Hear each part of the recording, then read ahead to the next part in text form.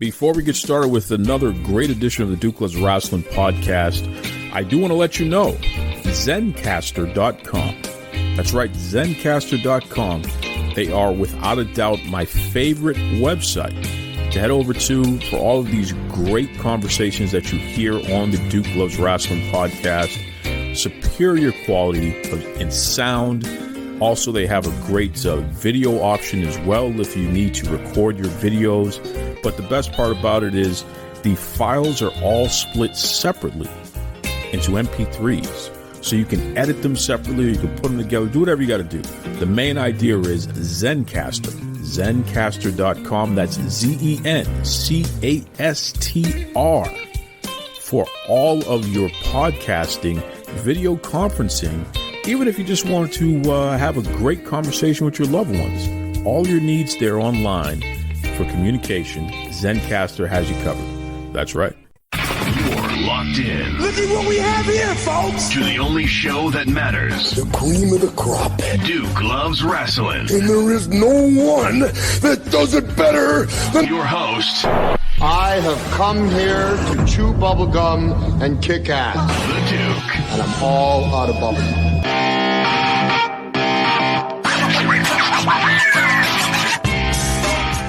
Hello, my brothers, my sisters, non-binaries, extraterrestrials, and everybody else in between there.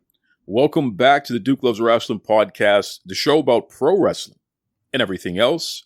We are officially in 2023, and you know there's no better way to kick off the new year than going to my man that has the stats, has the facts, has the great perspective, because he utilizes all of that stuff I just mentioned in order to help him arrive at the conclusions that he arrives at. And most importantly, he's become one of the most debated topics that appear on Duke Loves Wrestling. I mean, legitimately, many of you out there, especially in all the different social media groups, you love discussing this man's findings and agreeing and disagreeing and everything in between. So this is interesting.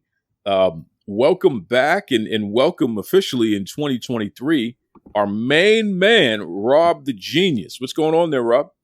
Hey, well, good to be back. And so Merry Christmas, Happy New Year, Happy birthday. Well, thank you very, very much. I appreciate that, Rob. And listen, I just turned 40 years old, okay? I just turned 40 years old, and I'll tell you, I don't know if you saw this, but on SmackDown, we had John Cena come back. He wrestled in the main event, the tag team match, and all anyone could talk about was his bald spot. And I'm sitting there saying to myself, well, damn, that's part of the reason why I shaved my head now, because my hairline was Stephen A. Smith, 10 years ago, but now, the bald spot, I just shave it all off. I can't believe what they were saying about Cena, Rob. Well, you know what? Look. It was bad. And look, okay, he's going to be on. He's on TV. He does movies, and okay. I'm sorry. It's a visual medium. We are a superficial people when it comes to our actors and actresses, and particularly if they're playing certain roles. He needs to go invest in a hair system of some kind, because does he need to do the Shawn Michaels hair plugs, or go get the shag wig like a Naito in New Japan? Go get the right. I mean, something right. I mean, are you prepared for a fully bald John Cena? Is that something? Yeah. See, that's the thing, right? Because look, the bald look doesn't work for everybody. I have no idea how it would look for him, but he's got to do something different. Because look, the whole thing is, when it comes to losing hair, if you start losing your hair, you got to find the look that works for you, right? Yeah. So, and look that works for you on TV, right? Everybody can't be Cesaro. I like how Cesaro has his. Yeah. So if Claudio, whatever he calls himself today, I like how if the bald head works for you, cool. If it thins out in a few places, but people don't care, then don't worry about it. But if people are clowning you about it, then you gotta find something that works, for you. He's got to get some type of hair system going on here. Listen, Right. these are wise words here because how old are you again, Rob? I'm 48, sir. I cannot believe that you are 8 years older than me, Rob. That is fascinating. I always thought you were a couple years younger than me. I didn't realize that you were older. So now it all makes sense when you're online straightening people out. Yeah, because it's funny because a lot of these folks on Twitter, I mean, you start following people, you become mutual, and you just talk to them a little bit, and then you might click on their bio, and you see like 22, like what? Talking crazy, 20, 22, 23, and like, good Lord, I could, I could be your father. Okay, literally, you have socks older than them. I mean, let's call it what it is, right? And so like when CM Punk was at the media scrum when he said I'm old and tired and I work with children, that's how it can feel sometimes for me on Twitter when people are talking crazy. Right? No, that's all they do. They talk. And here's what I love. These kids, like you said, you look in their bio, 22, 24, 26, they will talk to you as if they are the biggest wrestling expert ever. And whatever their perspective is on pro wrestling is the perspective, full stop.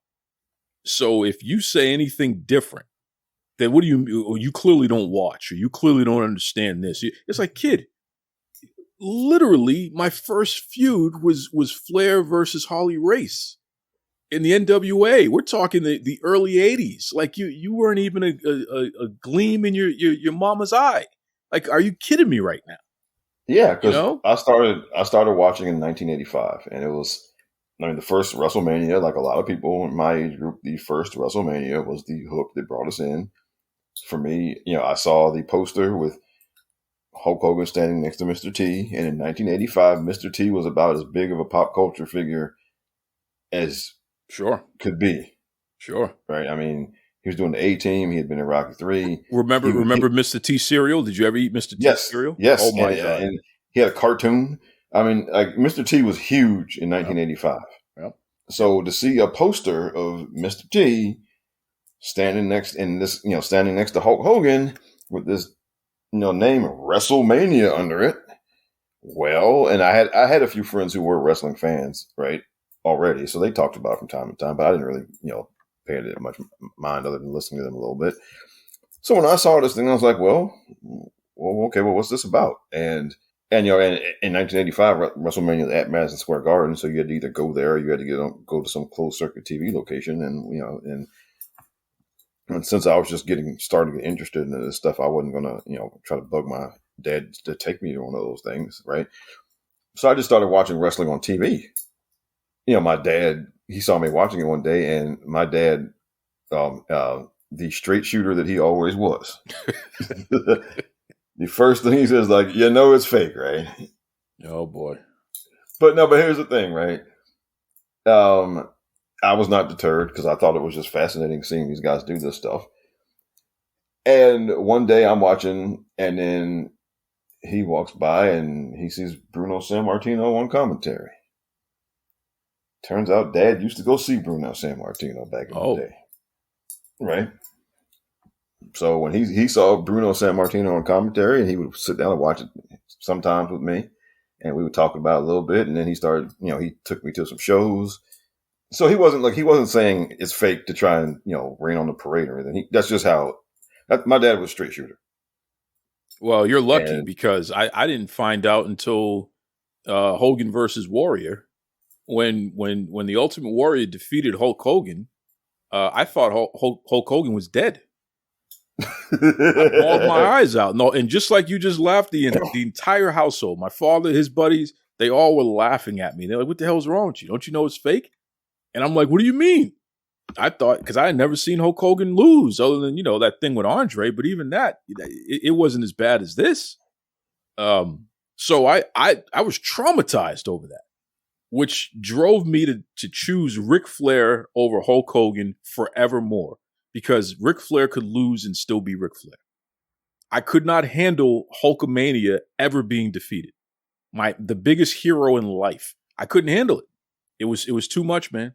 So kudos to your dad. He spared you from that kind of trauma, Rob.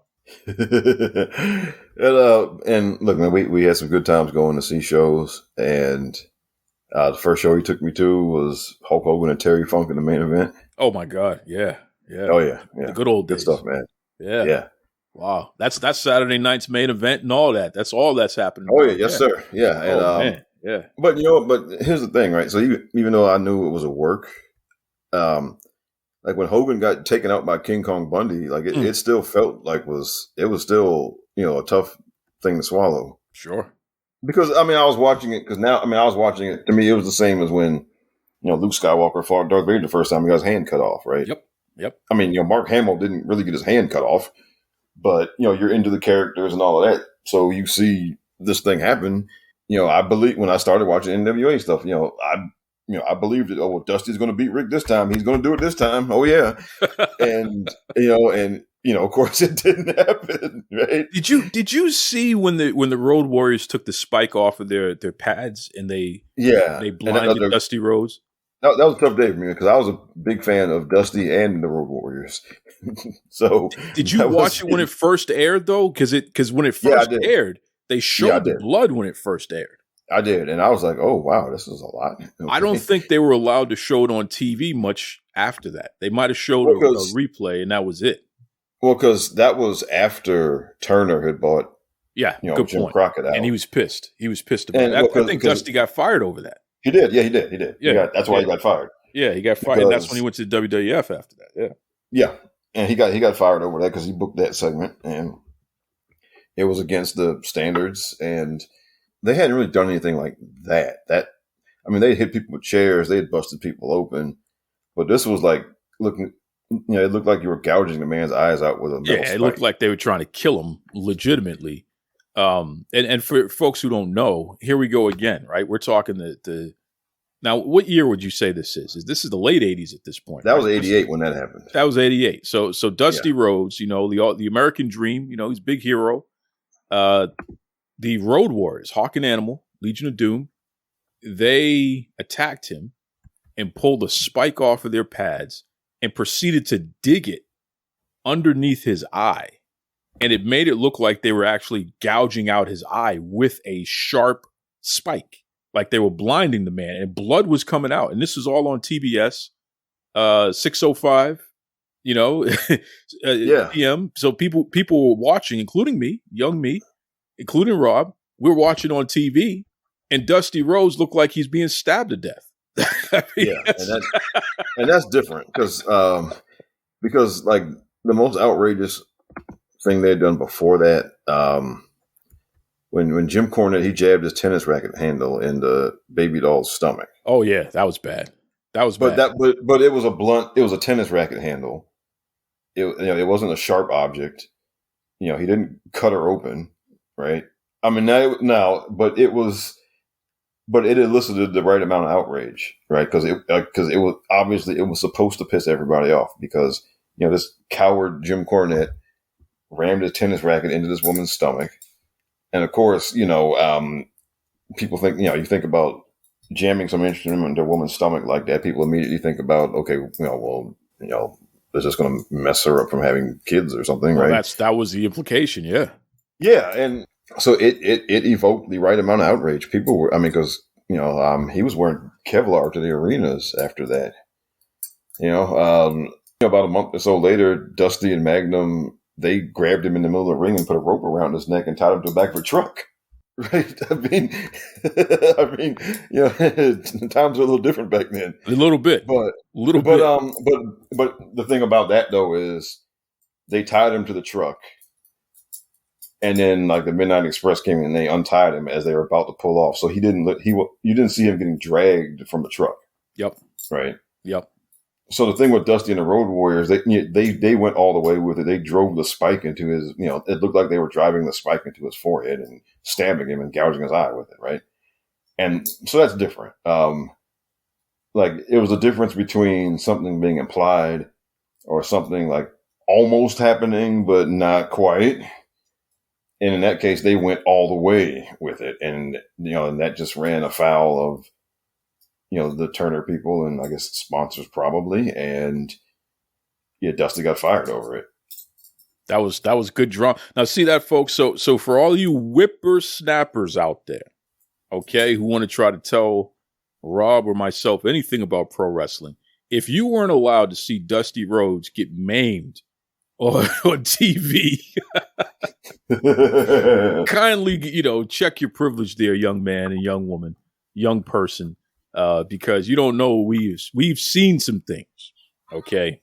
We've seen some things. Speaking of which, Rob, you've built up a reputation now within the IWC. You're the guy that goes on Duke Loves Wrestling and is keeping up with the stats on women's wrestling. That's been the universal word on you now. So I don't know if I should apologize or congratulate you, because I'm always getting canceled. So if you start getting inboxed and people start yelling at you and stuff like that, it's not your fault, Rob. It's my fault. Okay. Well, I always say this: tell me where I said something that was false. That's it. Well, let's start with this. First of all, really quickly, let's go through the ranking one more time. Just give me the numbers and the name of the shows, starting from the top and going to the bottom. So the best to the worst. When it comes to promoting women's wrestling, which television shows based in North America promoted the most women's wrestling and who promoted the least? A few weeks ago, I said NXT was first, Raw was second, Impact was third, SmackDown was fourth, Dynamite was fifth. That has not changed. So again, so in 2021, Raw was first and NXT was second. They've switched places now. In 2021, SmackDown was third and Impact was fourth, and they've switched places.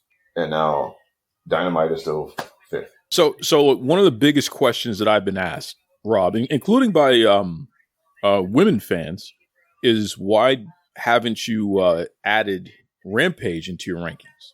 Well, because I just, I didn't think to do it at first, and I thought about it, and I was like, well, because one, they have the same form. Like, there's a lot of variation. Like they always have one women's match, pretty much. There wasn't, and it's only an hour. So, but how would that change? And you don't have all the data, so feel free to say you have to go back and look at that. Don't box yourself into a corner here. But because it's an hour-long program and they're featuring a women's match, that means that a higher percentage of their overall runtime is dedicated to women's wrestling. So Rampage would be at least in the middle of the pack, right? Yeah, see, that's the thing. Because my little kind of standard that I came up with was that you should aim to have one match for each hour of television your show is. So would that mean that Rampage would actually skew the numbers then? Because they do thing.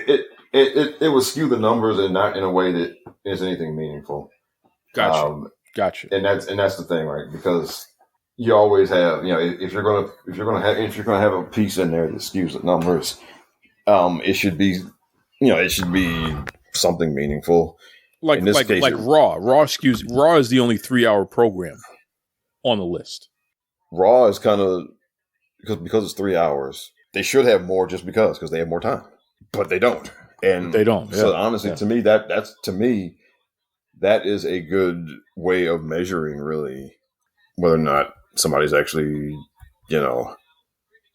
putting in, the effort. Because, like for example, I've said this before, NXT has a 2-hour show, and they have 2 matches almost every week. It's almost guaranteed for them to have 2 matches. They occasionally have just 1 match. But almost every week they have 2. Lots of weeks they have 3. I was about to say they probably have as many 3 women matches weeks as they do 1 women match weeks. Probably, and they might have evens more. It all. Yeah. Because for the year, NXT for the year, they averaged over 2 matches a year.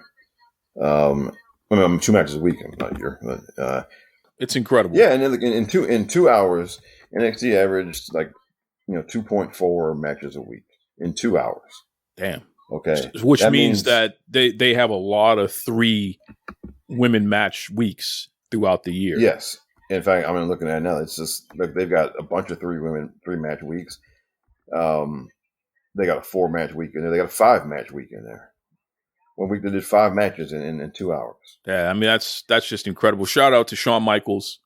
Yes, whatever influence you have over that's good stuff, man. And they don't just do the matches. Also, I mean, they have matches, they have promos, they have backstage scenes, they have vignettes. They fit all of that into 2 hours. Women, one could argue, are more prominent in NXT than the men. I would argue they're at least the most interesting. Well, yes, they are, because a lot of the the men's roster, outside of a few people, I mean, Carmelo and Braun Breaker, Grayson Waller, Trick. And just a side note, Trick is going to surprise some people on the main roster. Yeah, I think he's a champion in the waiting. I'm over the moon over him. He's fantastic. Yeah. But outside of those 4, I mean, like, there are a bunch of guys who, like, they can wrestle and they can have good matches, but like on the men's side on NXT, those 4 are like the really interesting guys. And the Schism group is, and they need them since they added Ava Rain. I mean, they better do something. But that, I mean, as far as like interesting, like men who kind of stand out and who are interesting on NXT, it's that group. Whereas on the women's side, they have a lot of just a lot more interesting women up and down the roster. Now, obviously, it's developmental, so it's a bit. I'd say it's a bit reckless to jump out and say that everybody's going to be a star, because I see that sometimes on Twitter. We don't know where these folks are going to land when they get on the main roster, because it's an entirely different experience. But within this particular setting for this particular show, the women's side of NXT has far more interesting, just characters, I guess you want to call them, than the men's side does, and so they get matches.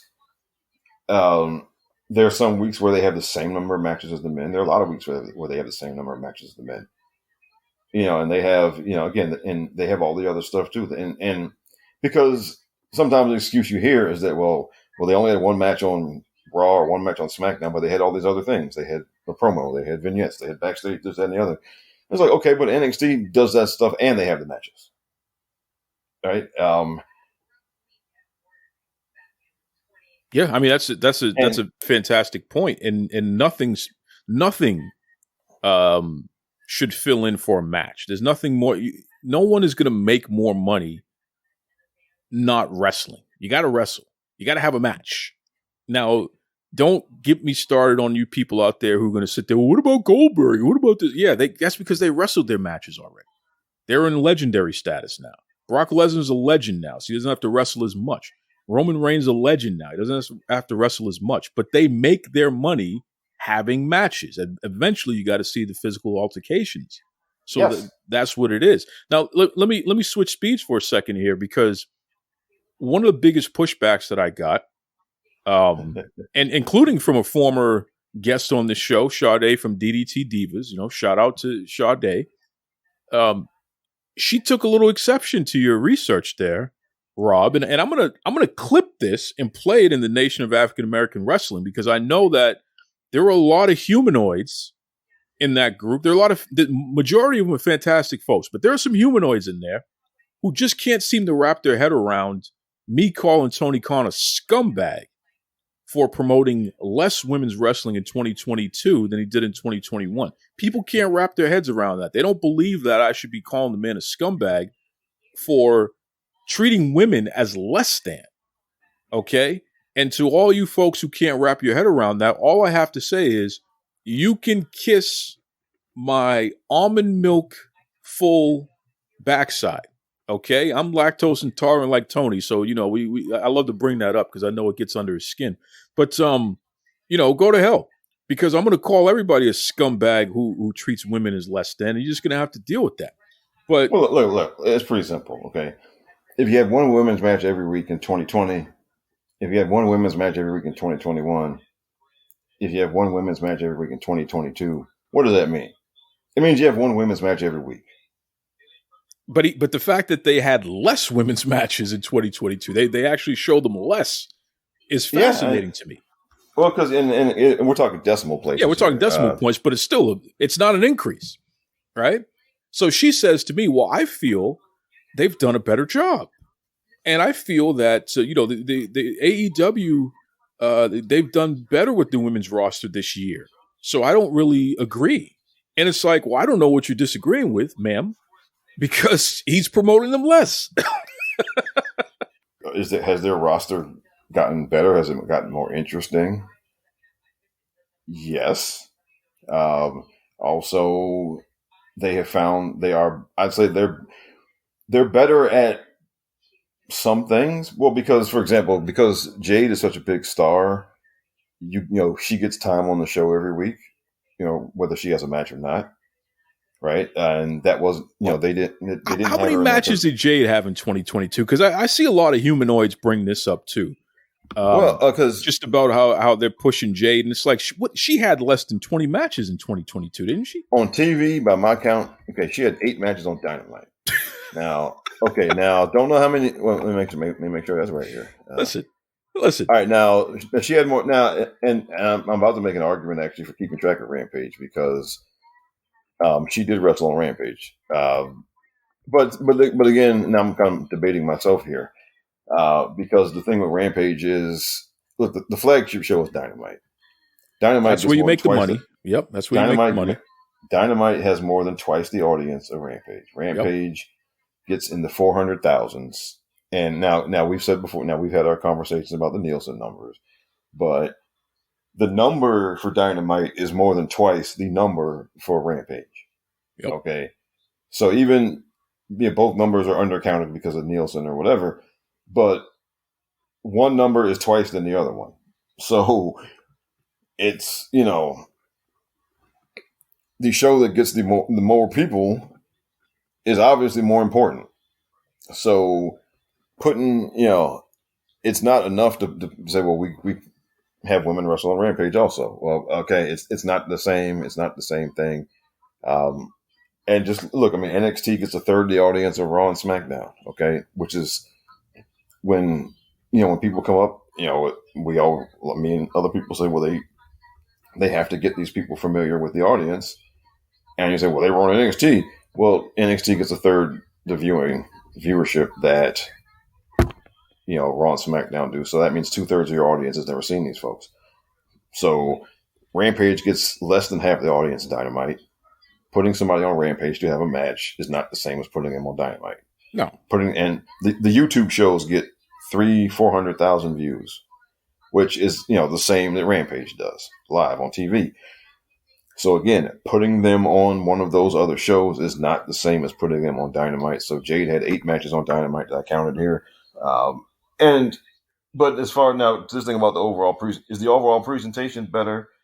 Maybe, because again, Jade is somebody who, because she's such a big star, you give her a few minutes every week, match or no match, right? And because now before she became a thing, they did that wasn't there. So you had your one women's match, and then in that space, you would have some other thing with the men. What's going on out there, everybody? This is Terrence Williams, TW, talking about on your social media, and you are listening to Duke Loves Wrestling. So, here's the thing. In 2022, Jade had 24 matches. Now, if AEW has 2 TV programs on every week, right? Rampage and Dynamite, that's 8 TV events per month, right? Yes. So, you do the math on that. That's what, 96 total TV events? And then they have... Yes. Yep, 96. Yes. Hey, listen, I'm not a mathematician like you, so you definitely got to check my math just to make sure. And then they have 1, 2, 3, 4, 5 pay-per-views, right? So that's a total of 101 opportunities for Jade Cargill to wrestle. And she only wrestled 24 times in 2022. Yeah, so 8 shows a month. I'm just... All right. It's less than a quarter of the year that she wrestled, right? Yes. So less. That is a quarter of the shows. It's 24 matches out of 96 television shows is exactly one quarter. And then you add the pay-per-views on top of that. If you Right. want to do And that. then, exactly. Well, I know you're not tracking that, but yeah, you're right. Let me leave the pay-per-views alone. But my point is, she barely wrestles. Right. Now, but again, but she's on TV every week. True. Okay, let me put it this way. If somebody wants to say that the overall presentation is better, I will concede that because they have Jade gets a segment every week, and that wasn't the case before last year. So technically, is that more time for the women? Yes. However, is she? Well, hold on a second. Table that though. Is she getting the Britt Baker time? Because Britt's gotten less. No, Britt still gets time though. Has Britt gotten less though? That I couldn't tell you. Okay. But Britt still gets time on TV. It's not like she's gone. So if you add up Britt's time and Jade's time, it's more than before Jade became a thing. All right. Let's say Britt used to get 6 minutes, and now she gets 4 and Jade gets 5. Well, that's 9 minutes total versus just the 6 minutes that Britt would get by herself before. So it is more time. What would be the male equivalent of this? Let's flip it for a second. Let's say that AEW or any wrestling promotion is only going to feature 2 men prominently, and then the rest of the division, as a whole, everybody in the division is only going to get 1 match per television program. What would be the male equivalent of this? If you were to pick 2 men in that company, who's it going to be? All right. Well, it's hard to come up with a one-on-one equivalent, but let me just say this, okay? Every week on Raw, pretty much every week on Raw, Seth Rollins gets a promo and he gets a match. And some of those promos are monologues. And some of the matches go 20 minutes. And there are some weeks where he gets the monologue and the 20-minute match. Okay? On SmackDown, the Bloodline, they usually get some type of monologue segment that goes 10, 15, maybe 20 minutes of them talking, right? And then Roman doesn't wrestle on TV that much, but Solo wrestles on TV. Jimmy and Jay wrestle on TV. Sammy wrestles on TV. So they're involved every week. They're involved in some type of match, and quite often it's the main event, and that gets 10 or 15 minutes. They get a monologue segment in the ring that goes. They could go anywhere from 6 minutes to 20 minutes, depending on what all they say. And then sometimes the monologue isn't as long, but then they do some stuff backstage. So the Bloodline gets a good half hour of SmackDown pretty much every week. Okay, but that's look how many people that is. That's what 5 people. Yes. Now, but on Raw, sometimes Seth Rollins will get an 8-minute monologue and a 20-minute match. But if you were to pick one, just you can only pick 2 men because we're talking Jade, we're talking Britt. 2 men, and then the rest of the division, everybody's getting 1 match combined. That's it. So either you're in or you're out. So who does a Bloodline normally feud with? Let's say whether it be Kevin Owens or I don't know. Now it's Sheamus and Drew McIntyre. Yeah, exactly. Sheamus probably wrestles. Out of everybody on SmackDown, Sheamus probably wrestles the most, with the exception of Gunther. Now Gunther's been wrestling a lot lately. Yeah. So either one of those 2, right? But it's hard to come up with a one-on-one comparison. Well, here's my point. I'm just trying to show an example. Imagine if all you saw was Seth Rollins and let's say Sheamus, and then you had your match on each program, men's match, and that's it. Everything else is women. Come on, folks. Does that even make sense? Does that even make sense? No, it doesn't. And now look, so when we're talking about overall presentation, that's why I said before that, promos and vignettes and all that, they're not substitute for matches. No, not at all. They go along with matches. They supplement matches. They complement matches. Well, let's take it a step further. But stay on your point. Let's take it a step further because Tony Khan has announced that we're going to get a new look for Dynamite, right? Okay. And it's going to be a new look and feel. They're changing the colors, so now it's going to be red and blue. Thank you, SmackDown and Raw. and they're going to have everything lit up more and all this, even though it's already bright. But here's what I noticed looking at the advertised matches for this upcoming Dynamite. There are more people of color, especially black people, on this advertising for Dynamite than I have ever seen in the history of AEW. So what that tells me, all of our brothers, sisters, non-binaries, extraterrestrials out there listening right now, what that tells me, all of the skinny jean wearing scumbags who are not top shelf out there, what that tells me is that the network dug into Tony Khan's ear the same way we've been doing all along, Rob, since the inception of this piece of trash company that he's run into the ground that's still not profitable. What that tells me is Tony Khan has finally been forced to do the thing that we said he should have been doing all along, at least one of those things. He's actually going to start promoting more people of color regularly. And I'm going to tell you right now, Rob, within the next 30 days, there is going to be at least one black wrestler who's going to be in the title hunt against MJF. I guarantee it, because Tony doesn't have a choice now. It clearly is not what he wants to do. But because they're losing money, they're losing viewerships, they can't get strong sponsorship, they're about to lose a TV deal. He's going to start doing the things we've been telling him to do all along. What do you think about that? Possibly. Now, remember, we just had the thing a couple weeks ago with Starks and MJF. So, look, he needs to start by, solidifying Ricky Starks' status on the roster. He's somebody who should be a regular world title contender. He shouldn't. All right, this title match he got with MJF should not be a one-off.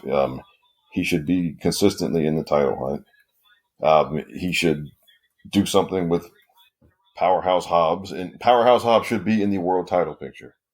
Okay, I don't know what they're doing. Hulking bastard like that, and you mean to tell me he can't be putting pressure on your chicken heel champion? Part of my French. Exactly. Come on. Right. Exactly. And so he should be in that picture. And look, everybody is not a world title contender. Everybody is not that material, but Starks is, Hobbs is, both of them are. They should both be in the world title picture. They should not be wrestling for the TNT title anymore or whatever. Okay. They should be in the world title picture.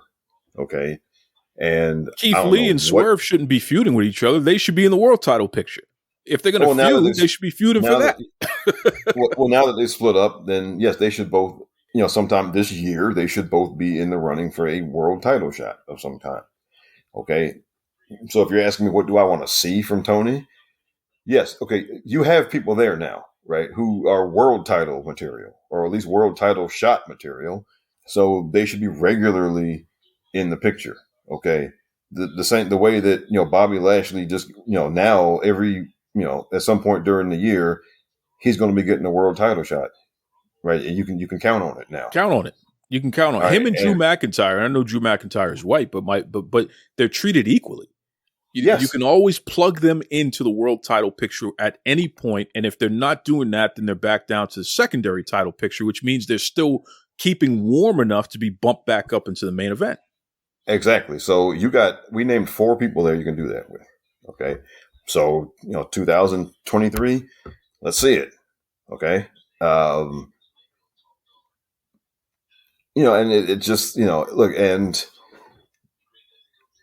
because now that we're into a new year, it is the time, we need to think about, okay, well, what do we want to see these people do? What do we want to see these people do? Do we want to see, what do we want to see more of? Do we want to see people moved up? What exactly? Because you don't give them any rest, because if you let them rest, they're going to do whatever they want. And you encouraged me, which is why I'm staying on them, Rob. And just so you know, Tony is dead pissed at me over some of the things that I said about him in 2022. But I'm going to let him know, Tony. Rob gave me permission to keep the pressure on you, so that's what I'm going to do. I think it's ridiculous that in 2023 we're still having this debate about equal rights for people of color and for women, because essentially that's what this is all about. Tony Khan, Yeah. his idea of a top wrestler is a white guy, period. And we know that because that's all he's promoted as his top wrestlers.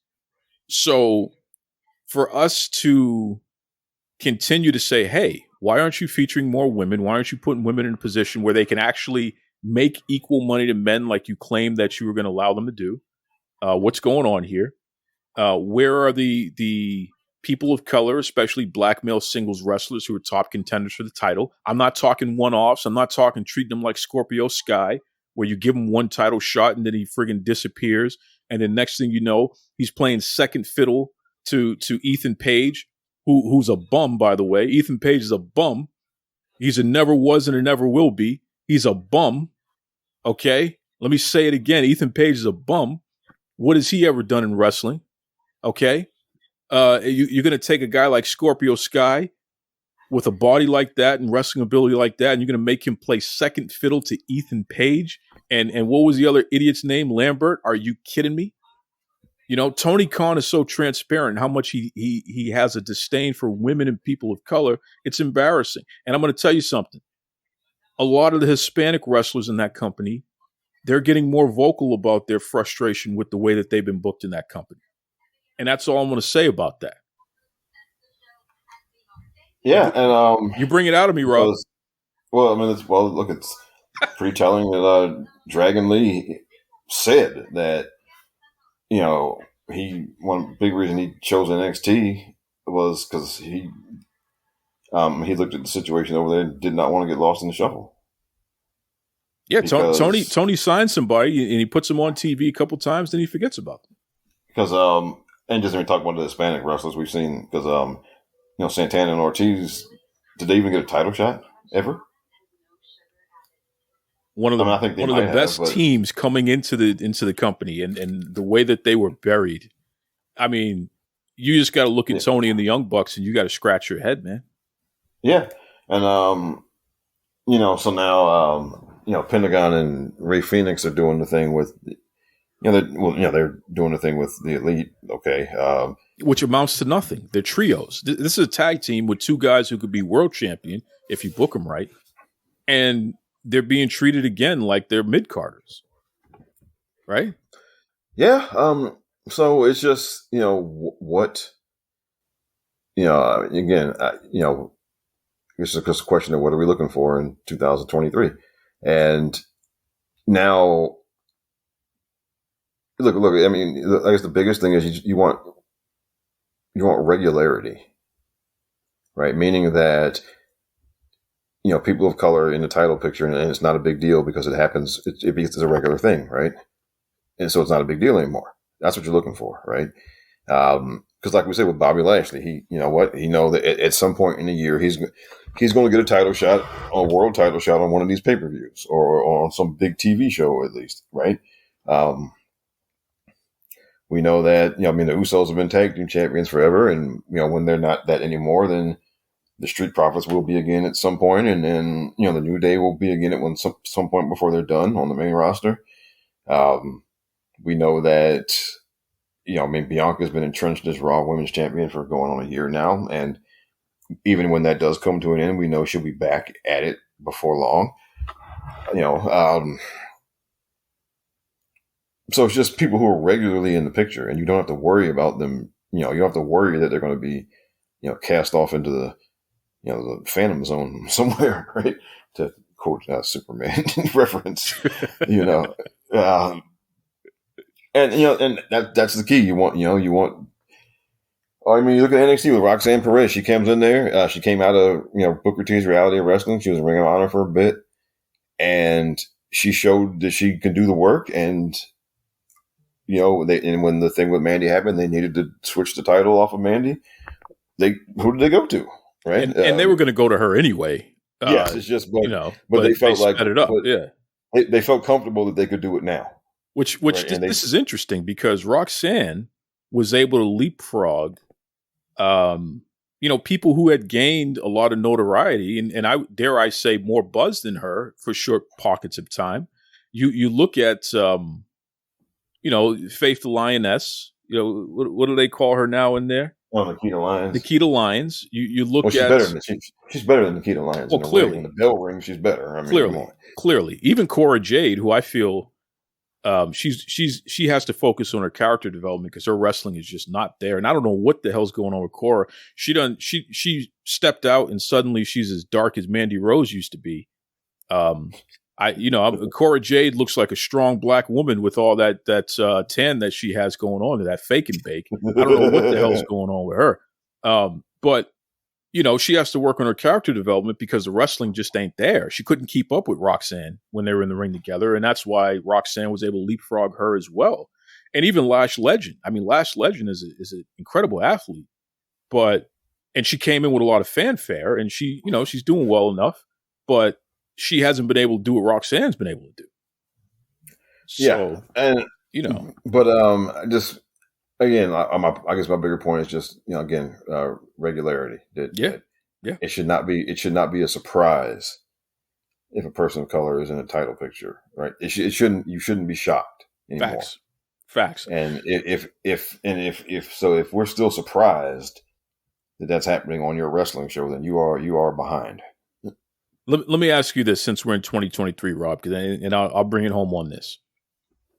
When you look at the totality of what AEW has been able to do on television, since it's been on television, especially Rampage, especially Dynamite. I'm talking Dynamite specifically because I know Rampage is a disaster.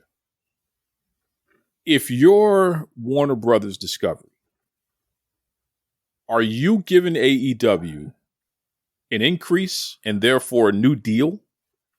Or are you going to treat them like the Republicans are treating Kevin McCarthy right now for Speaker of the House, where you make him feel like he has a chance and then you reject the hell out of him, basically kick him to the curb. Kevin McCarthy will not be Speaker of the House unless he's able to do some crazy House of Cards threatening and wheeling and dealing, which if he couldn't get it done last night, I don't know what to tell you there, Kevin. Good. He just lost his 5th vote. So that's embarrassing, right? That's embarrassing. That's 5 and listen, and I know a lot of people like to shit on Nancy Pelosi. Nancy Pelosi never took something to the floor that didn't win. Okay. Oh, and Nancy Pelosi warned us late summer that McCarthy doesn't have the votes, so he better not be thinking he's going to be Speaker because he doesn't have the votes. Yeah. So she's like, if the Republicans come in power, it doesn't matter. McCarthy ain't going to be it. Yeah. You never, for those of you who, if you're still starting to study Congress or whatever, never bring anything to the floor if you don't already have the votes. Well, so in the comparison to AEW and really Tony Khan, because if AEW doesn't get a TV deal from Warner Brothers Discovery, if they don't stay on TNT and TBS, this is an indictment of Tony Khan's leadership. What do you think? Do you think that they've done enough to justify getting a new deal?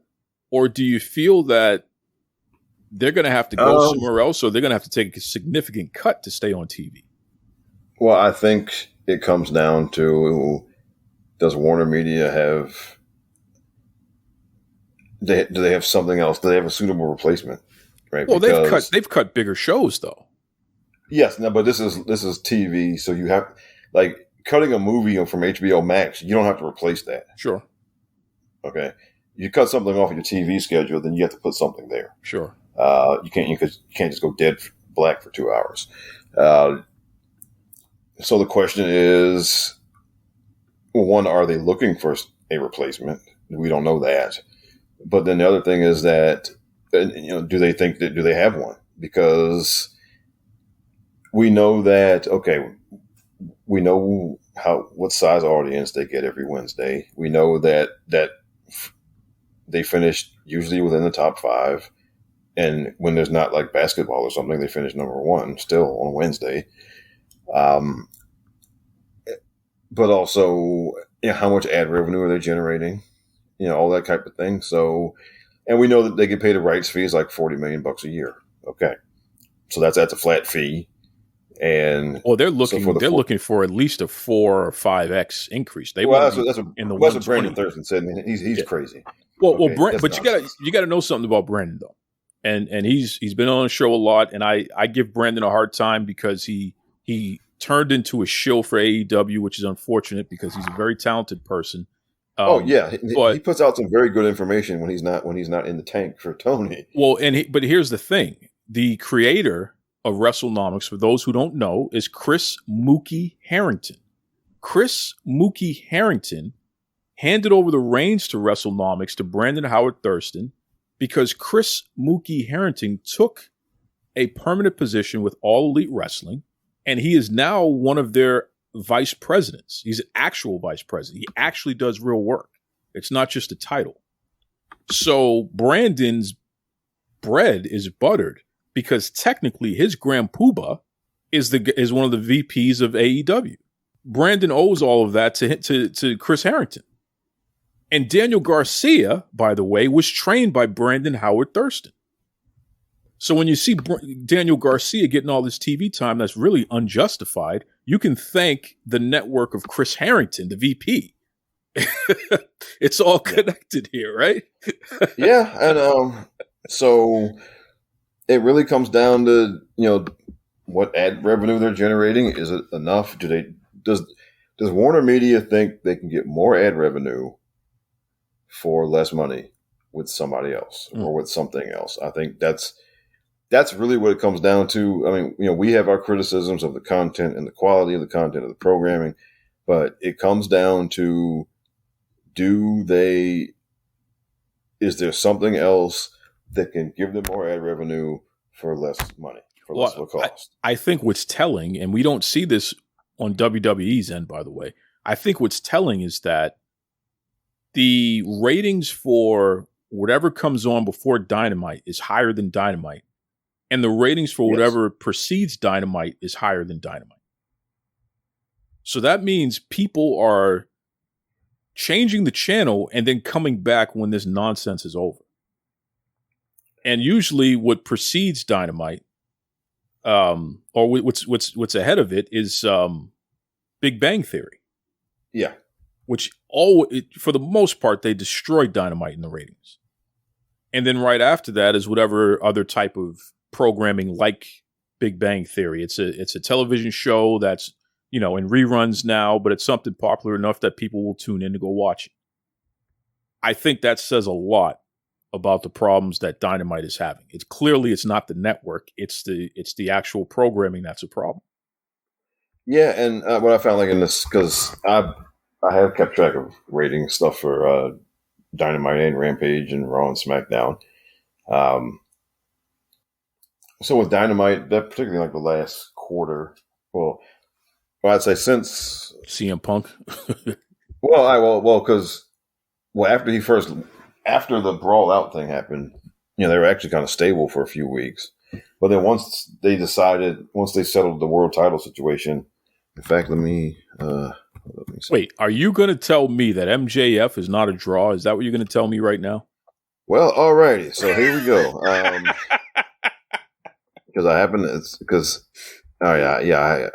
going through my spreadsheets here, everyone. Okay.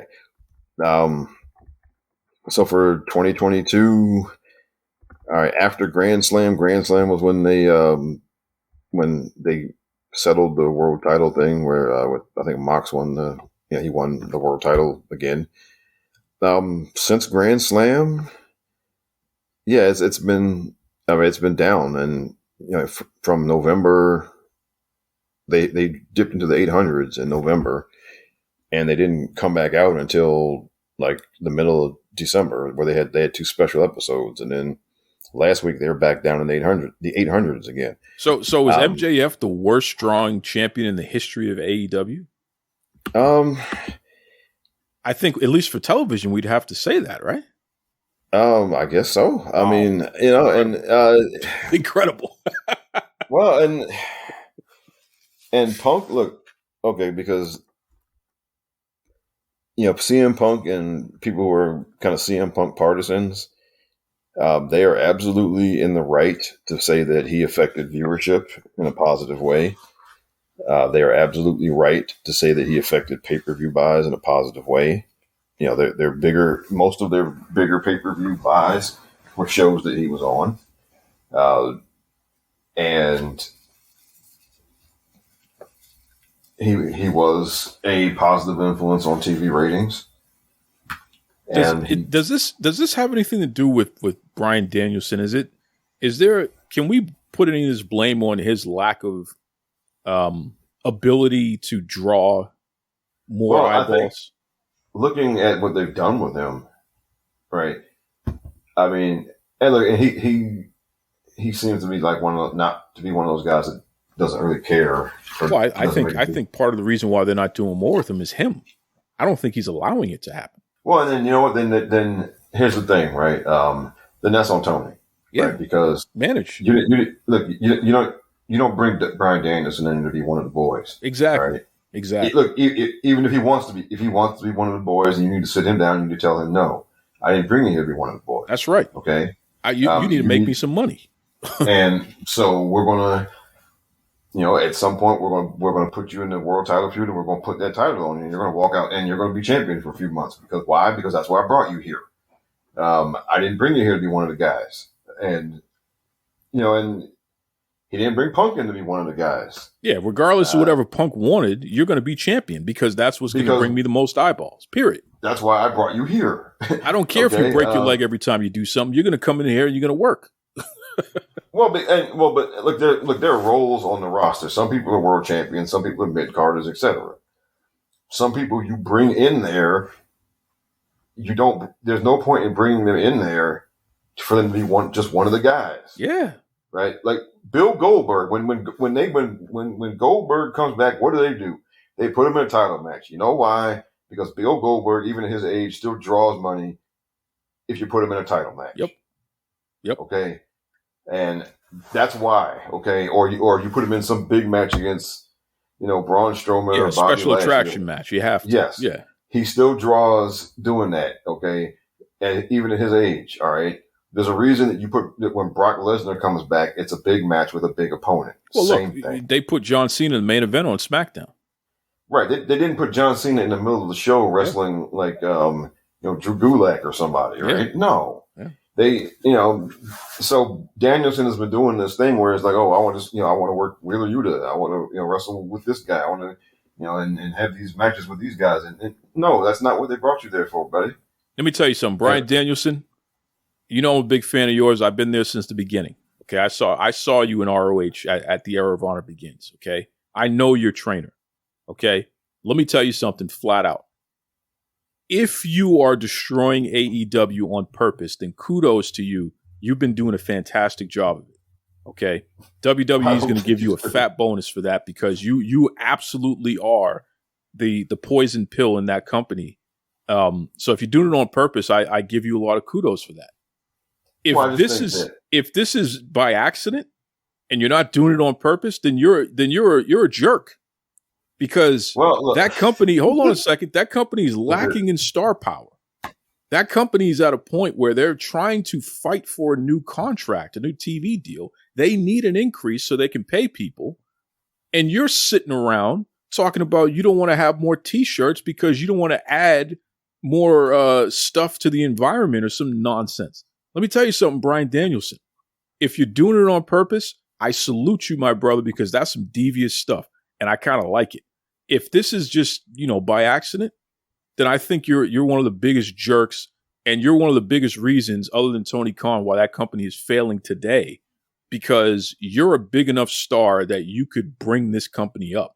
And the fact that you're not allowing yourself to be the top guy in that company is legitimately one of the most ridiculous. I would fire your ass immediately for being a complete and utter selfish jerk. And don't tell me, well, I roll around with the guys in the back and I try to train them. The quality of wrestling still sucks, Brian. Okay? You need to be in the main event. You need to be the champion. You need to be doing the press tours. You need to be selling merchandise. You need to help that company get their TV deal. And if you personally are doing anything to impede that and you're not doing it on purpose, you're a jerk. And if you're doing it on purpose, you are a sinister person. I love it. I'm sorry, Rob. You're going to get canceled for that. No, but yeah, I mean, he needs to be in a bigger role on that show. He needs to be in a higher place on the card. I would fire his ass immediately the first time he told me he didn't want to sell T-shirts. Get out of my company. This is not a charity. I'm not here to be your friend. Go wrestle down at the VFW. Get out of my company. Your ass is going to be the main event. You're going to be the champion. Look, Moxley postponed his vacation because they needed somebody to hold the world title. Exactly.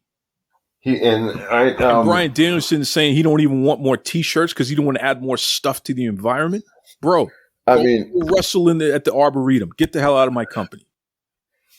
Yeah, so you have to ask, well, what they bring him there for? We know what they brought him in here for, but the question is, why are they allowing him to act like he's in charge? Bryan Danielson, you're not in charge. You are an employee. And Tony, all of your faults, all of the piss poor management, I don't understand why you would let this guy do whatever he wants. He works for you. Tell that guy he's going to be champion and he's going to do it, or he can leave. Because quite frankly, he's not adding anything positive to your bottom line at this point. You don't need him.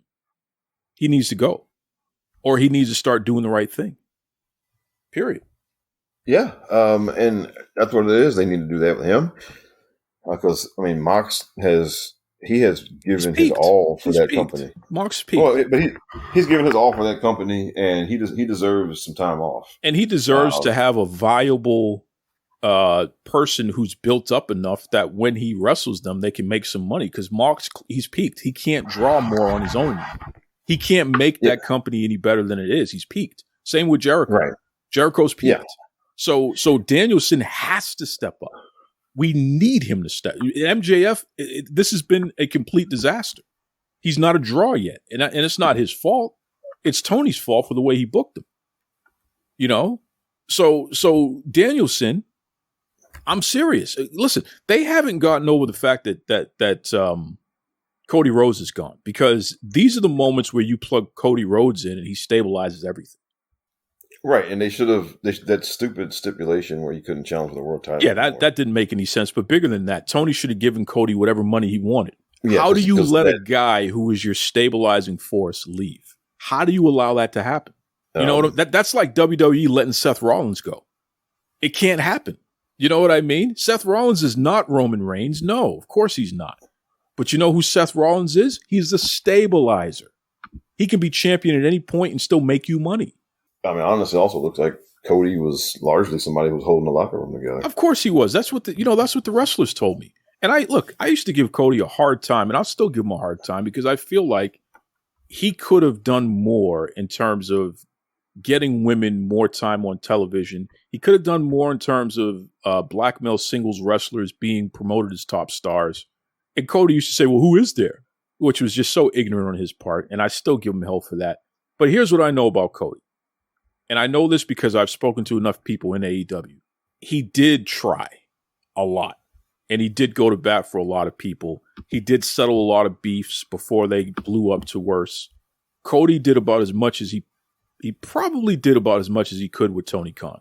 And Tony was listening to the kids, the Young Bucks, listening to MJF, listening to Britt Baker, being influenced by people who never done anything in wrestling ever in their lives, who couldn't spell wrestling, quite frankly.